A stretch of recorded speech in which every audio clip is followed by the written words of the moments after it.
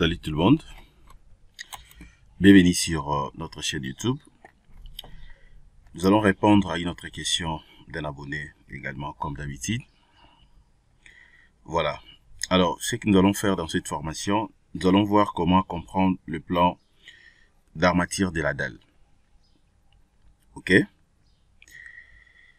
Voilà, donc puisque c'est vrai que dimensionner une dalle dans robot ou sur robot structural analysis n'est pas du tout compliqué. C'est juste question de respecter quelques éléments ou principes. C'est-à-dire après modélisation et que vous chargez correctement la structure, vous faites aussi la combinaison. Ça peut être soit en ELI, mais aussi en LS, afin de porter des vérifications, faire des vérifications comme vous voulez. Mais aussi, vous pouvez faire aussi d'autres types de combinaisons. Donc, il faudrait que vous puissiez déjà comprendre que il ne s'agit pas seulement de deux types de combinaisons. On n'a pas que l'ELI et l'LS. Ok, vous pouvez faire la combinaison aussi, par exemple, par la méthode ACC. Ok, si par contre, vous calculez une structure qui sera érigée dans un milieu où il y a énormément de tremblements de terre, c'est-à-dire les effets sismiques, il faudrait que vous puissiez tenir compte également de ça. Donc, c'est-à-dire que hormis la combinaison en ELI, tout comme en LS, il faudrait donc engendrer ou créer d'autres types de combinaisons. Voilà. Alors, la préoccupation de notre abonné, c'est donc, après avoir dimensionné sa dalle, alors il voulait beaucoup plus comprendre comment peut-on étudier, donc, comment comprendre le plan d'exécution d'une manière un peu claire.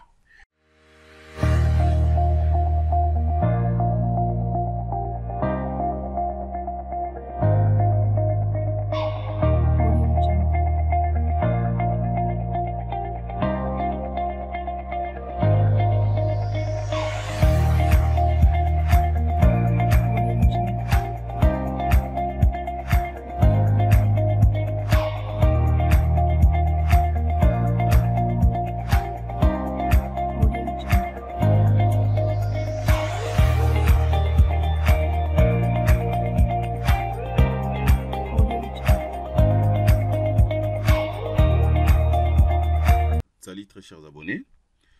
Voilà, comme je l'ai dit dans mon introduction, comment comprendre le plan d'armature de la dalle. Là, je suis devant le plan d'exécution. Ok. Alors, pour bien comprendre ça sur Robot Structural Analysis, il faudrait que vous puissiez combiner le plan d'exécution ainsi que le plan de ferraillage.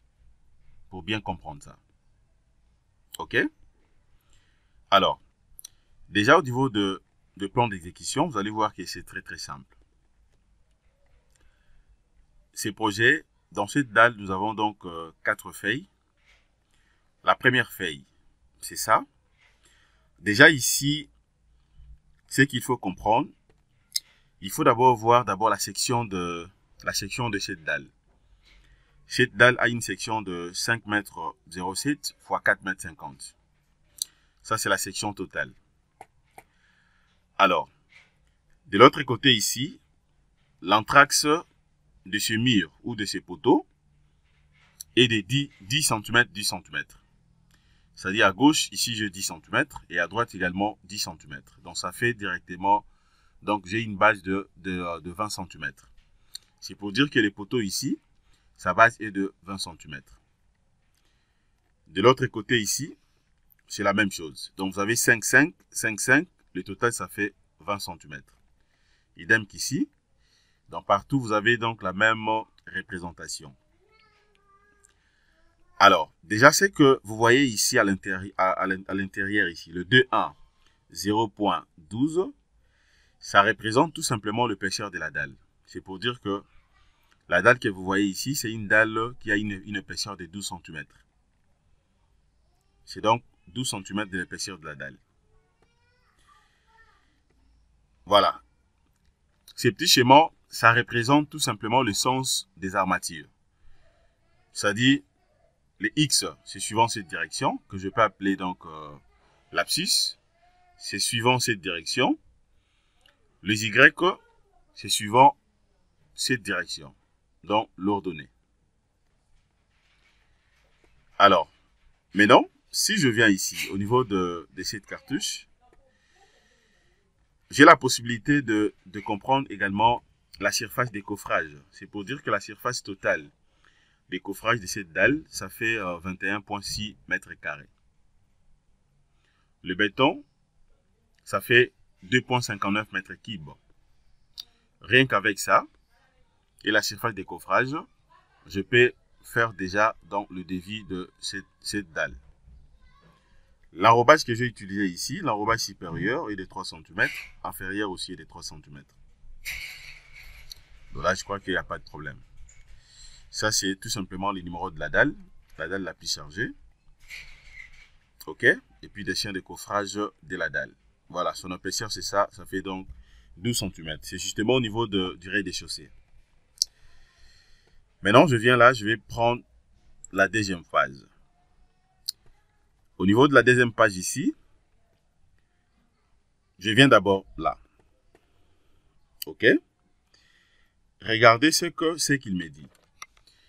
C'est-à-dire, suivant cette direction, la direction des X, déjà, il faut comprendre que le bar qu'il m'a proposé ici, j'ai le bar des 10.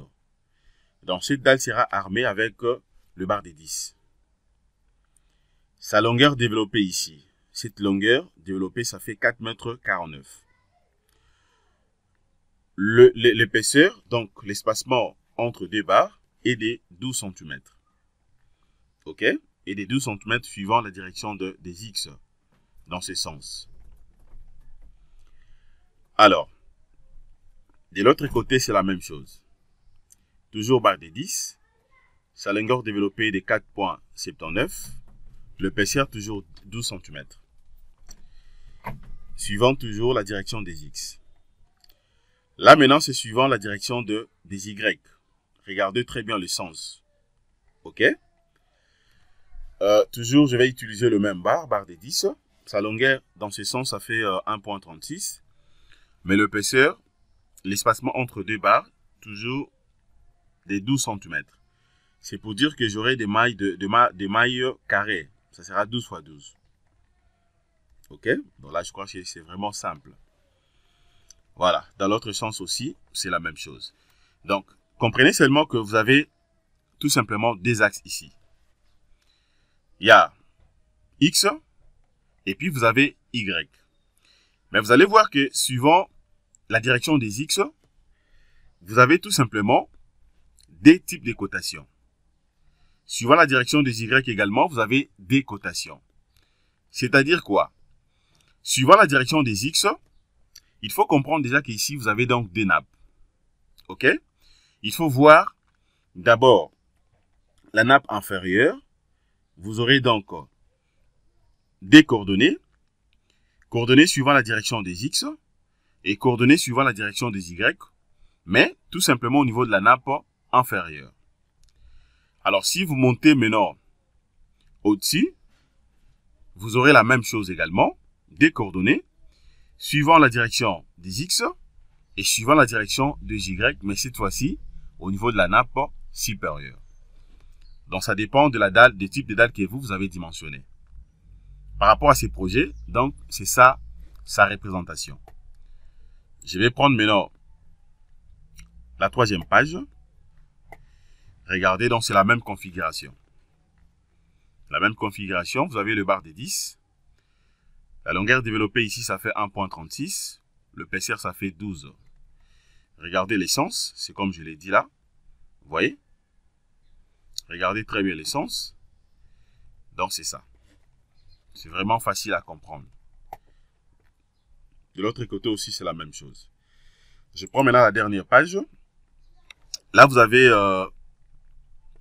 un petit tableau sous forme de bordereaux pour avoir plus de détails. Vous avez les numéros. OK, la numérotation. Les armatures, sa longueur, dans les longueurs développées. La forme, type d'acier. Pour la dalle que vous voyez ici, j'avais utilisé les hautes adhérences 500. Et puis le nombre des éléments. Tout est là, c'est bien détaillé. Donc, Pour comprendre la dalle après dimensionnement sur Robot Structural Analysis, vraiment c'est très simple, c'est vraiment facile. Il suffit seulement que vous puissiez d'abord comprendre la méthode de calcul. Et de deux, est-ce que la dalle que vous avez dimensionnée, vous avez combien de nappes? Est-ce que c'est une dalle qui sera armée avec des nappes ou comment? Alors, étant donné que je finis avec le plan d'exécution, je m'en vais maintenant au niveau de plan de ferraillage. Plan de ferraillage, c'est ce que je vais chercher. Je viens là, je prends maintenant dalle ferraillage. Alors, au niveau de la dalle ferraillage également, ce que je vais faire, c'est quoi? Vous avez donc des nappes. La nappe inférieure, négative, et la nappe supérieure, positive. Vous voyez? Je prends d'abord la nappe supérieure. Je vais aller en 3D.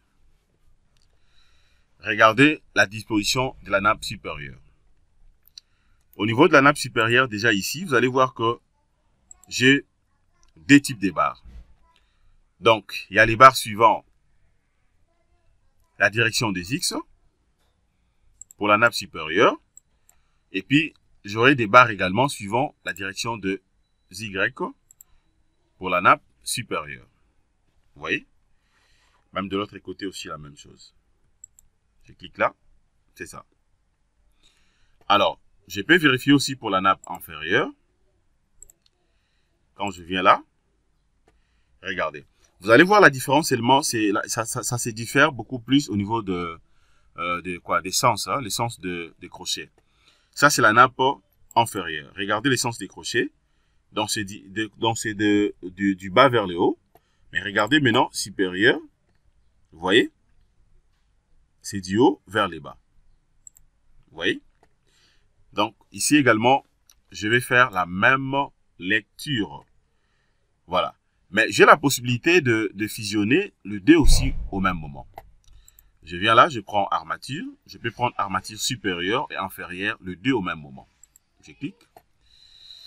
Regardez maintenant la représentation. Vous voyez? Donc là, maintenant, c'est différent. C'est-à-dire, même les sens, vous allez comprendre même les sens. Vous voyez?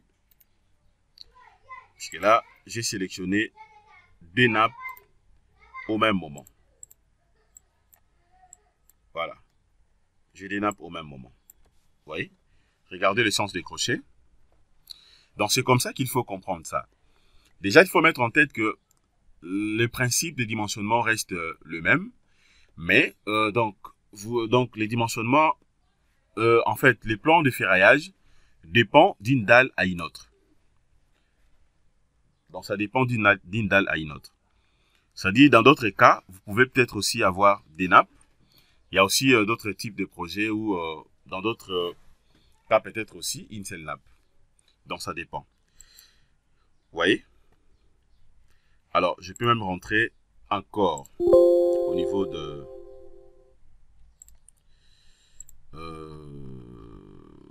si je peux, je vais prendre maintenant les projets en question, les bâtiments, pour voir à quoi ça ressemble. Je peux cliquer là. Je prends tout simplement le projet. Hein. Voilà, le projet que j'ai étudié, c'est ça en fait. Vous voyez? Donc, c'est comme ça que vous serez à mesure de comprendre en fait le plan et de ferraillage de la dalle. Puisque lorsque vous allez donner ça au ferrailleur, pour ne pas avoir de complications pendant donc la lecture. Donc, voilà ce que je voulais vous montrer concernant cette petite formation. J'espère que vous avez suivi et vous avez compris comment il faudrait que vous puissiez analyser ça. Merci de votre disponibilité. Passez une excellente soirée. Abonnez-vous massivement sur notre chaîne YouTube. À bientôt. Vous aurez d'autres types de formations en live pour répondre à toutes vos préoccupations ainsi que vos questions. Passez une excellente soirée. Au revoir.